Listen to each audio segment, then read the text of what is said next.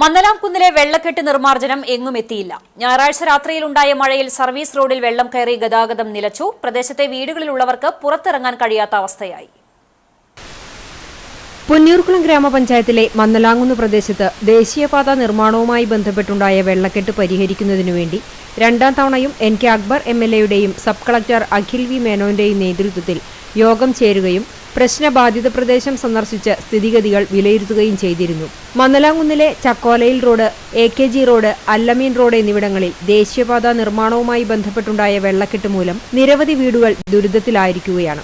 ദേശീയപാത നിർമ്മാണം തുടങ്ങിയതിനു ശേഷം മഴക്കാലമായാൽ പ്രദേശവാസികൾക്ക് പുറത്തിറങ്ങാൻ കഴിയാത്ത അവസ്ഥയാണ്.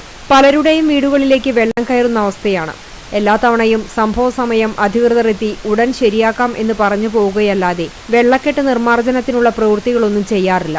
കഴിഞ്ഞ മാസം പെയ്ത മഴയിൽ വെള്ളം കയറിയതിനെ തുടർന്നുണ്ടായ പരാതിയിൽ ദേശീയപാത ഉദ്യോഗസ്ഥർ, റവന്യൂ ഉദ്യോഗസ്ഥർ, തദ്ദേശ സ്വയംഭരണ വകുപ്പ് ഉദ്യോഗസ്ഥർ, പൊതുമരാമത്ത് ഉദ്യോഗസ്ഥർ എന്നിവരുടെ യോഗം NK Akbar MLA, sub collector Akhil V Menon എന്നിവർ വിളിച്ചിരുന്നു. പ്രദേശത്തെ വെള്ളക്കെട്ട് ഒഴിവാക്കുന്നതിന് 3 റോഡുകളും സന്ദർശിച്ച ശേഷം ചക്കോലയിൽ റോഡിൽ ദേശീയപാത അതോറിറ്റിയുടെ നേതൃത്വത്തിൽ കാന നിർമ്മിക്കുന്നതിനും റോഡിന്റെ അവസാന ഭാഗത്ത് കനോലി കനാലിനോട് ചേർന്നുള്ള പഞ്ചായത്തിന്റെ മണ്ണ് റോഡിൽ കാന MLA ഫണ്ടിൽ ഉൾപ്പെടുത്തിയും നിർമ്മിക്കാൻ ധാരണയായിരുന്നു.